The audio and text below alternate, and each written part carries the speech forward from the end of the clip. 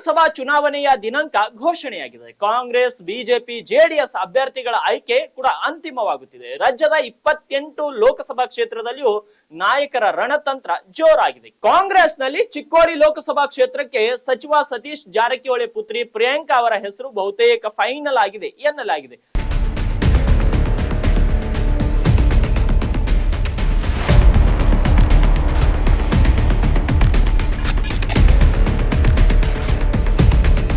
ಲೋಕೋಪಯೋಗಿ ಸಚಿವ ಸತೀಶ್ ಜಾರಕಿಹೊಳಿ ಅವರನ್ನೇ ಸ್ಪರ್ಧಿಸಲು ಕಾಂಗ್ರೆಸ್ ನಾಯಕರು ಒತ್ತಡ ಹಾಕಿದ್ರು. ಆದ್ರೆ ಲೋಕಸಭಾ ಚುನಾವಣೆಗೆ ಸ್ಪರ್ಧಿಸಲು ಸಚಿವರು ಹಿಂದೇಟು ಹಾಕಿದ್ರು. ಇದೀಗ ಹೈಕಮಾಂಡ್ ಒತ್ತಡದ ಮೇರೆಗೆ ತಮ್ಮ ಪುತ್ರಿ ಪ್ರಿಯಾಂಕಾ ಜಾರಕಿಹೊಳಿ ಅವರನ್ನ ಕಣಕ್ಕಿಳಿಸಲು ಒಪ್ಪಿಗೆಯನ್ನ ನೀಡಿದ್ದಾರೆ.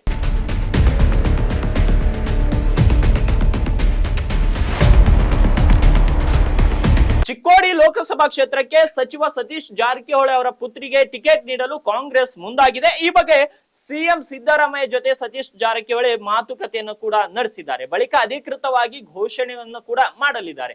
ಈ ಹಿಂದೆ ಚರ್ಚೆ ನಡೆಸಿದ ಸತೀಶ್ ಜಾರಕಿಹೊಳಿ ಅವರು ತಮ್ಮ ಮಕ್ಕಳ ಜೊತೆ ಚರ್ಚೆ ನಡೆಸಿ ಅಂತಿಮ ತೀರ್ಮಾನ ತಿಳಿಸುವುದಾಗಿ ಹೇಳಿದರು. ಕುಟುಂಬ ಸದಸ್ಯರ ಜೊತೆ ಮಾತುಕತೆ ನಡೆಸಿರುವಂತಹ ಸಚಿವ ಸತೀಶ್ ಜಾರಕಿಹೊಳಿ ಅವರು ಅಂತಿಮವಾಗಿ ಚಿಕ್ಕೋಡಿ ಲೋಕಸಭಾ ಕ್ಷೇತ್ರದಿಂದ ಪ್ರಿಯಾಂಕಾ ಅವರನ್ನ ಕಣಕ್ಕಿಳಿಸಲು ತೀರ್ಮಾನಿಸಿದ್ದಾರೆ.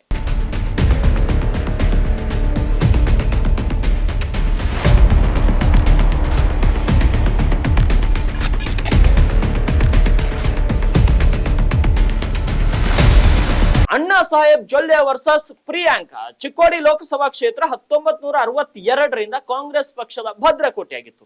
2004ರಲ್ಲಿ ರಮೇಶ್ ಜಿಗಜಿಣಗಿ ಅವರು ಬಿಜೆಪಿಯಿಂದ ಗೆಲ್ಲುವ ಮೂಲಕ ಚಿಕ್ಕೋಡಿಯಲ್ಲಿ ಕೇಸರಿ ಅಲೆಯನ್ನ ಆರಂಭಿಸಿದ್ರು. 2014ರಲ್ಲಿ ಮತ್ತೆ ಪ್ರಕಾಶ್ ಹುಕ್ಕೇರಿ ಅವರು ಕಾಂಗ್ರೆಸ್ ಪಕ್ಷದಿಂದ ಜಯ ಸಾಧಿಸಿದ್ರು.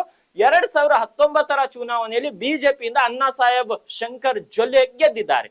2024ರಲ್ಲಿಯೂ ಬಿಜೆಪಿಯಿಂದ ಅಣ್ಣಾ ಸಾಹೇಬ್ ಜೊಲ್ಲೆ ಅವರಿಗೆ ಟಿಕೆಟ್ ಘೋಷಣೆಯಾಗಿದೆ. ಕಳೆದ 2 ಚುನಾವಣೆಯಲ್ಲಿ ಒಮ್ಮೆ ಕಾಂಗ್ರೆಸ್, ಒಮ್ಮೆ ಬಿಜೆಪಿ ಗೆಲುವು ಸಾಧಿಸಿರುವುದರಿಂದ ಈ ಬಾರಿಯೂ 2 ಪಕ್ಷಕ್ಕೆ ಚುನಾವಣೆ ಪ್ರತಿಷ್ಠೆಯಾಗಿದೆ. ಸತೀಶ್ ಜಾರಕಿಹೊಳಿ ಅವರ ಪುತ್ರಿ ಸ್ಪರ್ಧೆಯಿಂದ ಚಿಕ್ಕೋಡಿ ಲೋಕಸಭಾ ಕ್ಷೇತ್ರದಲ್ಲಿ ರಾಜಕೀಯ ರಂಗೇರಿದೆ.